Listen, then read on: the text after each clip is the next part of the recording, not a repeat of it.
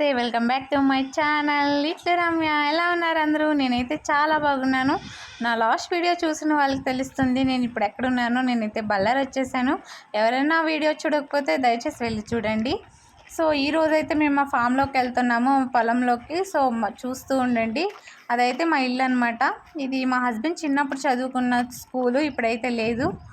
అక్కడ ఎవరు ఉండడం లేదు కాబట్టి సో స్కూల్ అయితే ఎవరు చదువుకునే కూడా రారు కాబట్టి లేదనమాట. ఇదైతే అక్కడ వాళ్ళందరూ కలిపి కట్టిన ఆంజనేయ స్వామి గుడి. దానికి సంబంధించి ఒక షార్ట్ వీడియో అయితే నేను పోస్ట్ చేస్తాను, చూడండి.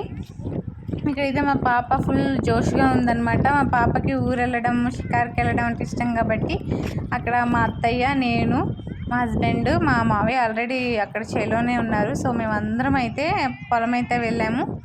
ఈ పొలంలో ఏమేమి ఉన్నాయో మీరే చూసేయండి.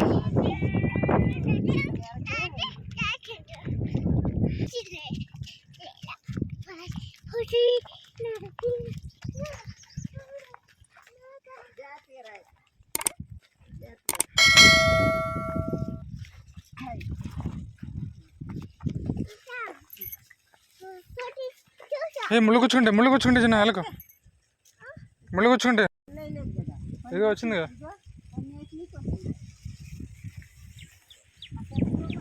ఈ ప్లాంట్ అయితే మనం రోజు మార్నింగే తింటాం కదా, డేట్స్, దానికి సంబంధించింది అనమాట.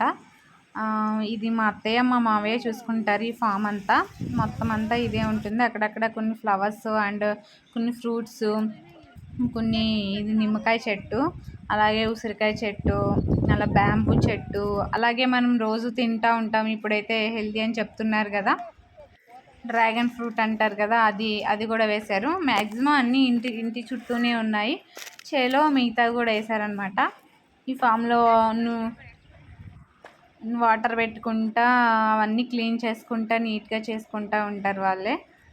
సో ఇదైతే డేట్స్ అనమాట. Dates palm. ఇదే డ్రాగన్ ఫ్రూట్ చెట్టు, ఇదైతే బ్యాంబూ చెట్టు, చికెన్ గట్టా చేసుకునేది. మేము ఈవినింగ్ టైం వెళ్ళాం కాబట్టి కొంచెం సూర్యుడు అయితే కొంచెం కూల్ అవుతా ఉన్నాడు. అలాగా ఇవన్నీ క్లీన్ చేసుకుంటా వాళ్ళు ఉన్నారనమాట.